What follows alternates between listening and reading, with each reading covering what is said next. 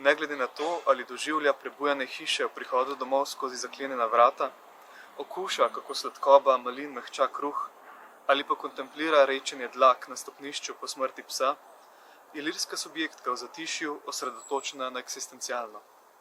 V svet in njegova pojavnost se potaplja, koplje, zvija, ju srka in golta. Sprašuje se, citiram, če za to zadostuje eno življenje. Konec citata. V pesmih se pogosto predstavi v izkušnjo živali in naravnih elementov. Potem pa pesnica ni otroško naivna, temveč izredno ranljiva, saj dobiva uvid v lastno poroznost, pa tudi v nujnost nečloveške modrosti.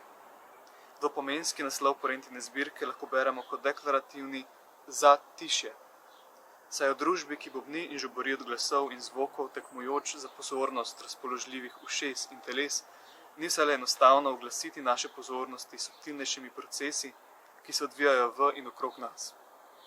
Obenem pa se zbirka Zatišje tudi na pesniški ravni oddaljuje od glasnejših, eruptivnejših postopkov, saj s počasno in nenapihnjeno govorico, prazna vsake pompoznosti, raziskuje plasti vsakdanikov, ki se pokažejo samo mirnemu, neugnjevitemu, potrpežljivemu pričevalcu. Ekspresivnost zamenja drugačna oblika iskrenosti, čuječnost.